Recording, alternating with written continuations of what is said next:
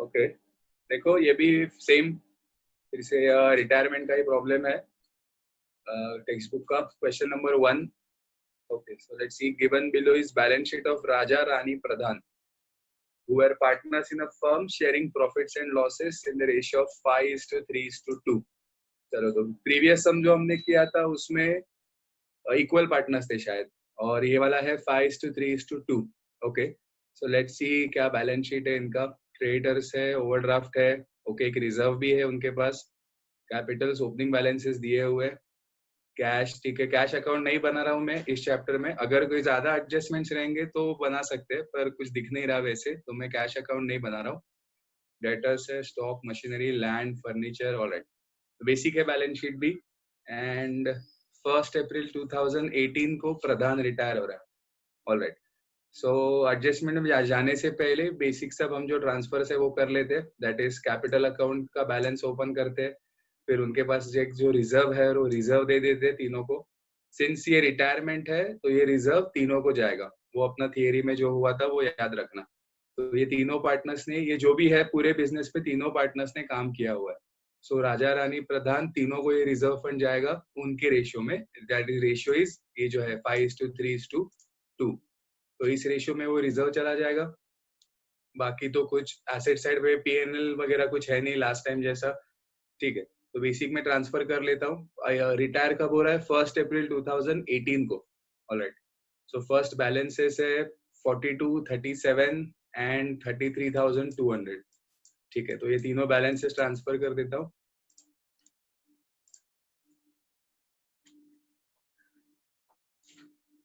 That's by balance brought down.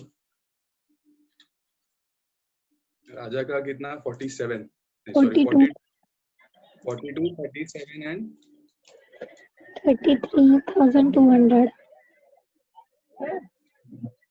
Okay, 37 and कितना था? 33,200.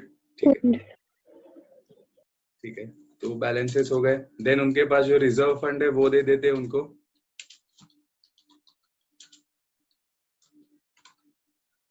ठीक है, सो रिजर्व फंड इज कितना था?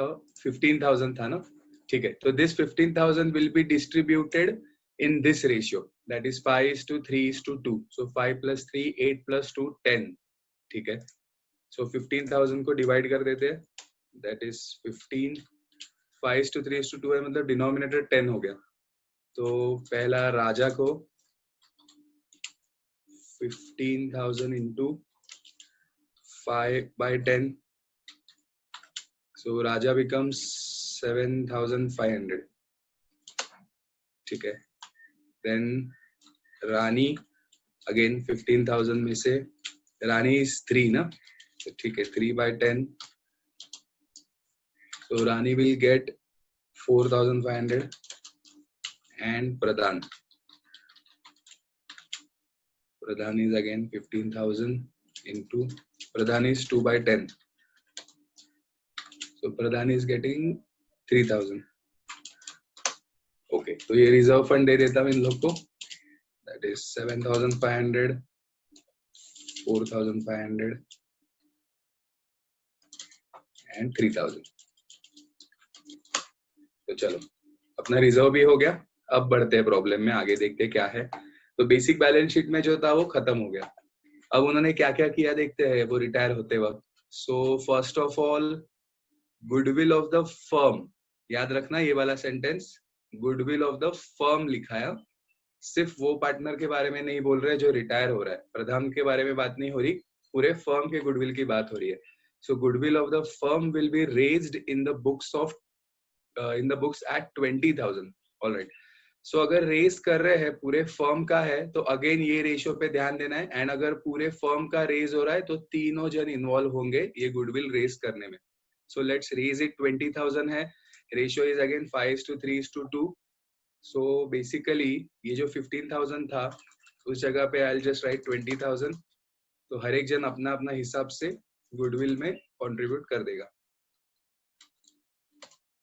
ठीक है, सो 20,000 के हिसाब से राजा बिकम्स 10,000,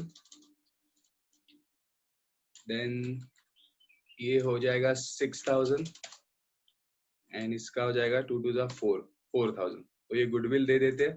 फर्स्ट इफेक्ट उनके कैपिटल में। सो बाय गुडविल राजा ने रेस किया 10,000, इसने 6 एंड इसने 4 एंड ये अपना फर्स्ट इफेक्ट हो गया गुडविल का कि हमने कैपिटल में क्रेडिट दे दिया। अब गुडविल रेज हुआ है मतलब हमने पेपर्स पे लाया ना, बिजनेस में लेकर आए वो गुडविल को, बुक्स में खाली रेज किया है। तो second effect will be balance sheet में जो रेज किया हुआ गुडविल है वो आ जाएगा, क्योंकि गुडविल के साथ कुछ बोला नहीं है। जैसे हमने वो गुडविल के केसेस देखे थे कि राइट ऑफ कर रहे हैं क्या कर रहे हैं, ऐसा कुछ बोला नहीं है। दे हैव जस्ट मेंशन कि goodwill of the firm be raised, तो बस। तो रेज किया तो हमने पहला इफेक्ट दे दिया कैपिटल में, उनके रेशियो में डाल दिया एंड बैलेंस शीट में मतलब फर्म के बुक्स में 20,000 बैलेंस शीट में लिख दिया। ओके, सो गुडविल का भी इफेक्ट खत्म। नाउ ठीक है, now the basic assets and liabilities will be revalued. So first they are revaluing stock. Original stock is 7,500 and it is reduced by 10%। ठीक है, रिड्यूस हुआ है मतलब अच्छी बात नहीं है, तो लिख देते हैं पहले stock and original value is 17,500। ठीक है, and it is reduced, so I am writing revaluation। okay, तुम depreciation लिखोगे तो भी गलत नहीं है। तो revaluation कितना 10% से reduce हुआ ना, तो चलो revaluation के जगह पे I'll write reduction। ये भी गलत नहीं है, जस्ट बता रहा हूँ क्या क्या लिख सकते हैं हम। तो रिडक्शन 10% से हुआ है, एक जीरो हटा दो, 1750 का रिडक्शन। तो ये जरा माइनस करो, कितना हो गया, 17,500 है ना, 16,500 और उसमें से और 15,750। तुम्हारे पास कैलसी होगा तो करना वहां पे।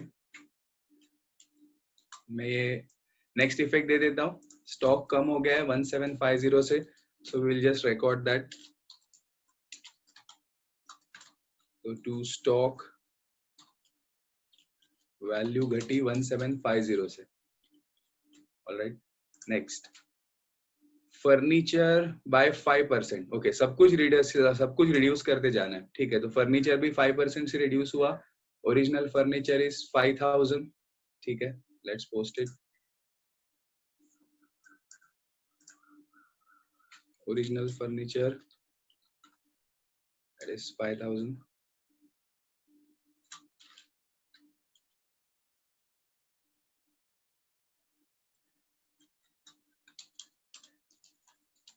ये भी वैल्यू कम हुई है।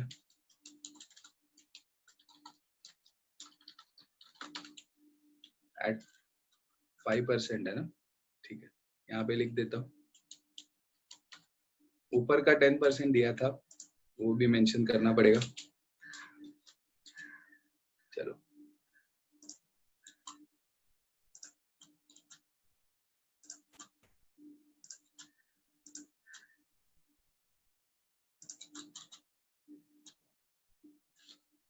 एक सेकेंड।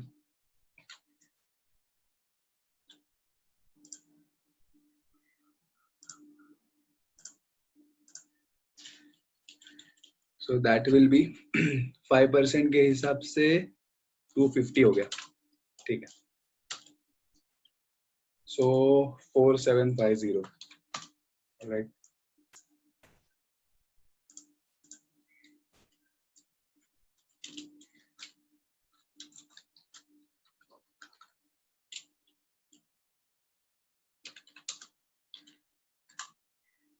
ठीक है। Next is machinery by 11%। Alright, so machinery का ओरिजिनल वैल्यू दैट इज 30। ठीक है, तो मशीनरी का वैल्यू लिख देते हैं ओरिजिनल।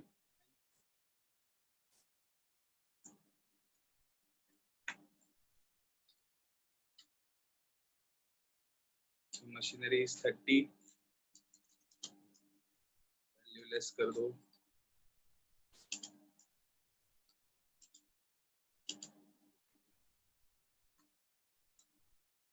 11% है ना, 11% इज 10% कितना हो जाएगा, 3,000 ना। एक जीरो हटाओगे तो 1% इज और एक जीरो हटाओगे तो 300 हो गया। तो दोनों को मिला के वो हो जाता है 3,300। तो ये बचा 29, 27, 26, 700. ठीक है, सेम इफेक्ट.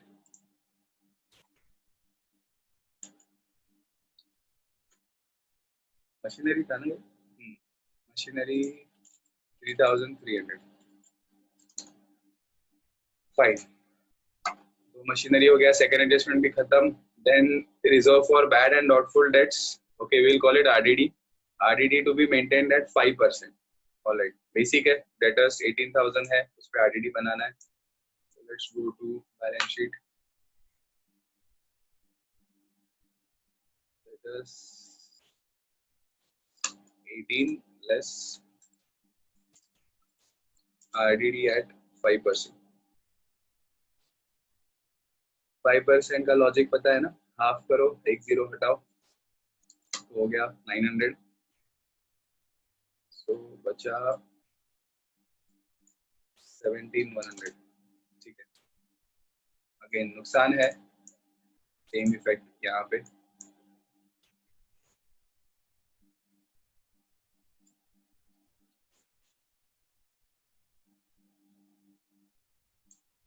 गया. Next, 200 to be written off from creditors. Okay, ये शायद पहली बार है. कुछ नहीं, जैसे हम डेटर्स से राइट ऑफ करते हैं ना, आरडीडी निकालते हैं, तब हम डेटर्स में से माइनस किए ना. सेम लॉजिक में व्हेन दे से कि क्रेडिटर्स को राइट ऑफ करना है, इसका मतलब क्रेडिटर्स में से हमें कुछ माइनस करना है.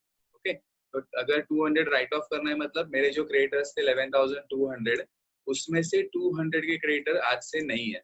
इसका मतलब मुझे अभी जहाँ 11,200 देना था क्रेडिटर्स को, आज मुझे अभी से उनको सिर्फ 11,000 देना है.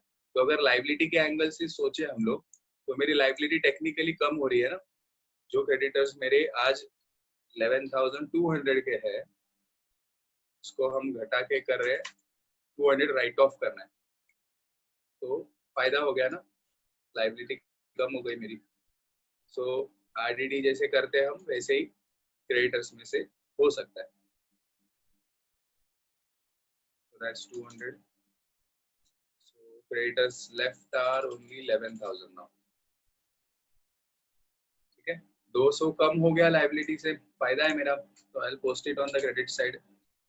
Bye creditors 200.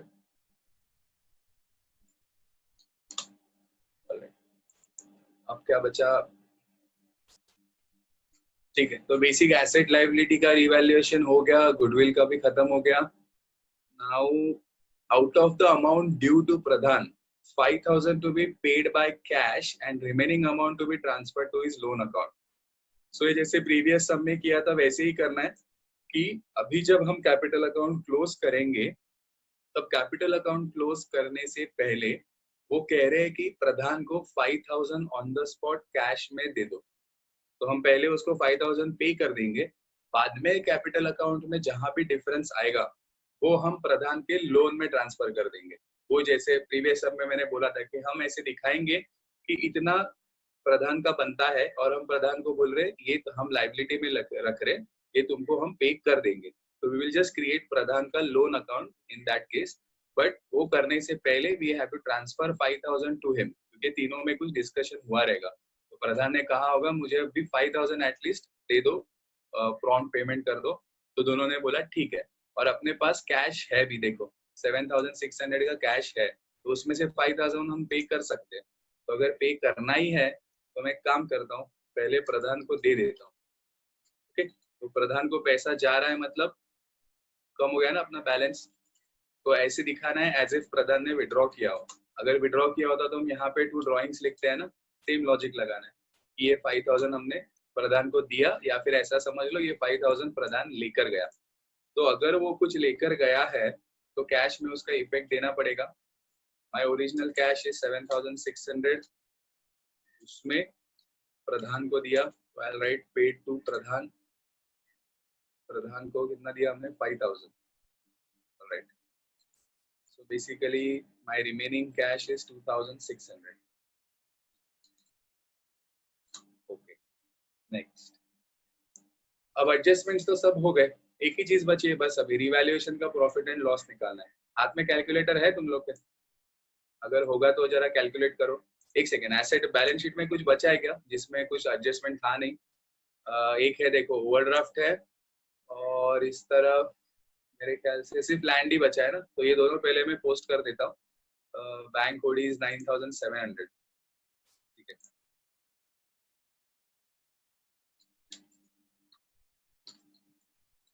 Bank overdraft 9700 and land कितना था?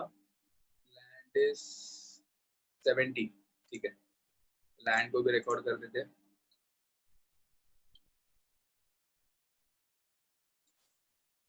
अब जरा टोटलिंग करो सब। अब खाली हमें रिवैल्यूएशन का प्रॉफिट लॉस सीधा सीधा दिख रहा है। टेक्निकली देखो, सीधा डेबिट साइड ही हैवी है, तो सीधा लॉस दिख रहा है, तो लॉस रिकॉर्ड कर देते हैं। तीनों, ये लॉस तीनों में जाएगा क्योंकि ये रिटायरमेंट है, एडमिशन नहीं है। इसमें तीनों पार्टनर्स ने काम किया हुआ है, तो जैसे रिजर्व्स प्रधान ने ले लिए वैसे लॉसेस भी प्रधान को शेयर करने पड़ेंगे। So this is total is how much? 2000, 5300, 300 and 6200। बराबर है ना? होगा कैलकुलेटर तो करते रहना, वरना एक कोई सिली एरर हो जाएगा। 2000 एंड 5300, 6200। ठीक है, so basically exact round figure अपना टोटल है, रिवैल्यूएशन का लॉस एग्जैक्ट आएगा। So total loss is 6000।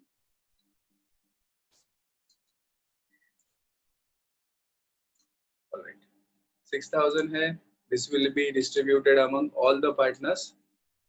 इसमें सिर्फ दो पार्टनर्स नहीं, तो राजास कैपिटल,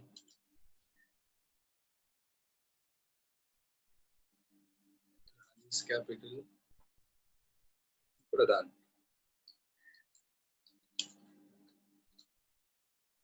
ऑलराइट, तो इनका भी सेम चीज देखो, लॉस है 6000, तो जैसा हमने यहाँ पे गुडविल एंड रिजर्व्स के लिए किया था वही लॉजिक में यहाँ पे लगा रहा हूँ। ये भी 6000 वो लोग अपने रेशियो में डिस्ट्रीब्यूट कर लेंगे, सो दैट 6000 का इट बिकम 6 5 30। ठीक है, 3000 इधर हो जाएगा, then this will be 1800 and 6 2 12, so this will be 1200।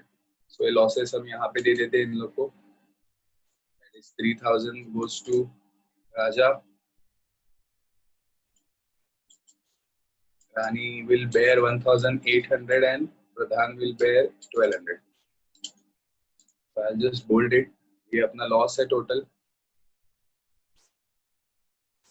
so same loss, अभी लॉस है ना, इन केस प्रॉफिट होता तो हमने ये कैपिटल में क्रेडिट कर दिया होता, बट ये लॉस है तो अभी कैपिटल सफर करेगा। कैपिटल में से हमें इसको घटाना पड़ेगा, तो यहाँ पे लिख देता हूँ टू पीएनएल एडजस्टमेंट, क्योंकि पीएनएल एडजस्टमेंट बनाने बोला है।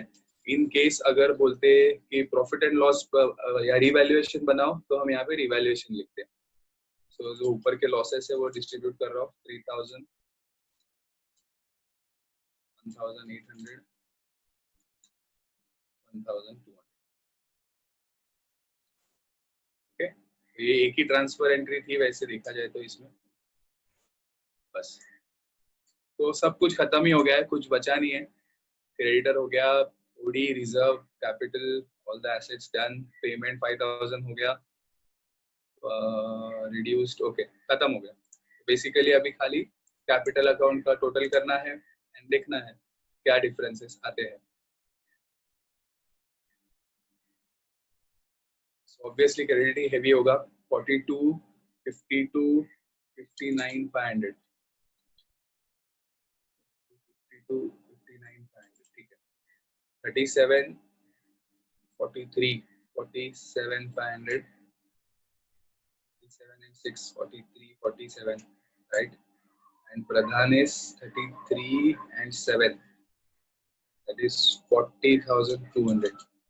ठीक है, टोटलिंग कर देते हैं यहाँ पे। This is 59,500, 47,500, 40,200। ओके, अब राजा और रानी बिजनेस कंटिन्यू करने वाले हैं एंड प्रधान रिटायर होने वाला है। तो पहले हम प्रधान को क्लोज कर देते हैं, जैसे उन्होंने कहा है कि उसके लोन अकाउंट से क्लोज करो। ठीक है, तो प्रधान को पहले 5000 हमने दे दिया। अब प्रधान का बैलेंस बचा है, मतलब प्रधान को बिजनेस में से अभी लेना है 40,200 में से 6,200 हटा दो, so exactly 34,000।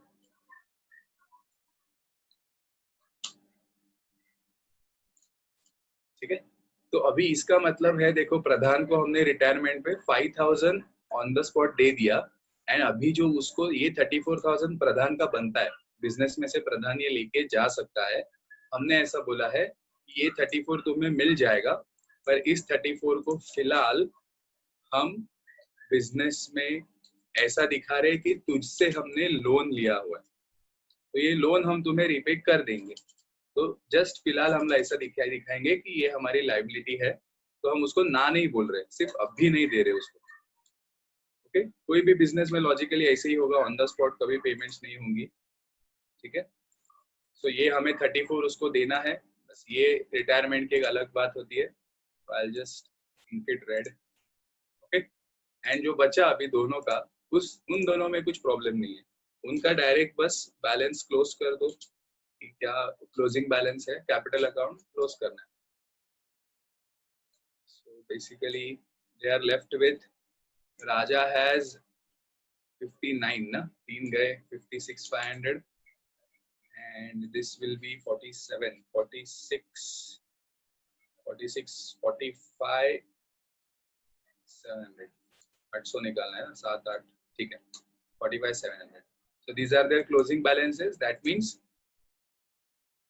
जब प्रधान रिटायर हुआ और फिर उन्होंने जो भी डिस्कशंस हुए, जो भी उन्होंने एडजस्टमेंट्स किए, रिवैल्यूएशंस किए, जो भी बिजनेस में चेंजेस हुए प्रधान जाने के बाद, उसके बाद उनके बिजनेस में ऐसे कैपिटल्स अभी है राजा और रानी के, जहां उन्होंने स्टार्ट किया था 42 पे and 37 pay, now they are standing at 56,500 and 45,700 after the retirement of Pradhan. 45,700 done. अब बस टैली करना है, करो अभी कोई तो एक जन एसेट करो, एक जन लायबिलिटी करो। 56 ना, टोटलिंग जरा करके बताओ कितना आ रहा है। 1219, ठीक है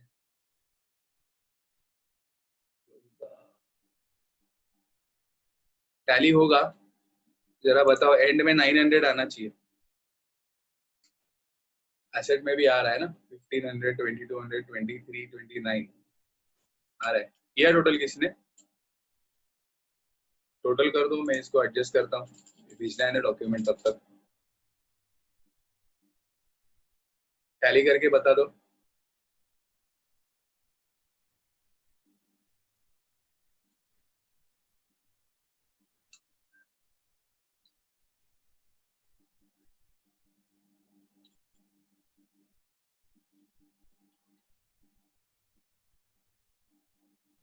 लायबिलिटी 1,56,900। लायबिलिटी कितना? 1,56,900। एसेट किया किसी ने? नहीं कर रहा हूँ सर, वही है मैंने किया 1,56,900। हो गया ना टैली मतलब? यस। ओके